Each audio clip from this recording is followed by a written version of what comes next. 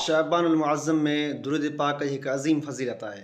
अहल बैत अत्तहारत जे रोशन चिराग हज़रत इमाम जाफ़र सादिक़ रहमतुल्लाह ताला अलैहि फ़रमायो, जेको शाबानुल मुअज़्ज़म में रोज़ानो 700 भेरा दुरूद शरीफ़ पढ़ंदो, अल्लाह करीम कुझु मलाइक मुक़रर फ़रमाईंदो जेके उन दुरूद पाक पढ़ण वारे खे रसूलुल्लाह सल्लल्लाहु तआला अलैहि वसल्लम जी बारगाह में पहुचाईंदा।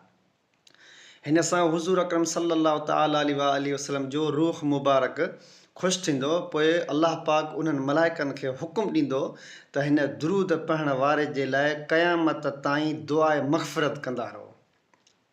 माशाअल्लाह प्यारा इस्लामी भाइरो, असांखे बि घुरिजे त हिन मुबारक महीने में प्यारे आका मकी मदनी मुस्तफ़ा सल्लल्लाहु तआला अलैहि वसल्लम ते ख़ूब दुरूद पाक पढ़ूं, छो जो शाबानुल मुअज़्ज़म दुरूद पाक पढ़ण जो महीनो आहे।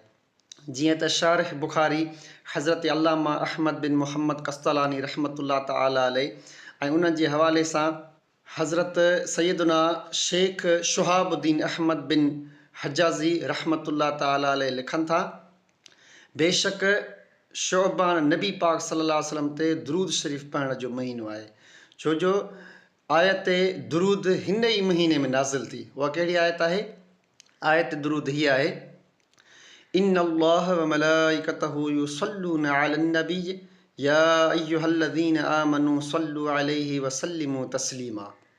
तर्जुमो कंज़ुल ईमान, बेशक अल्लाह ऐं उन जा मलाइक दुरूद मोकिलीनि था हिन नबी ग़ैब ॿुधाईंदड़ ते।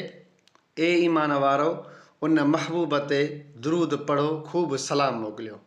सल्लू अलल हबीब सल्लल्लाहु तआला अला मुहम्मद सल्लल्लाहु तआला अलैहि वसल्लम। सवाब जी नियत सां हिन वीडियो खे ॿियनि दोस्तनि खे पहुचायो त जीअं उहे बि हिन दुरूद जी फ़ज़ीलत ॼाणे सघनि।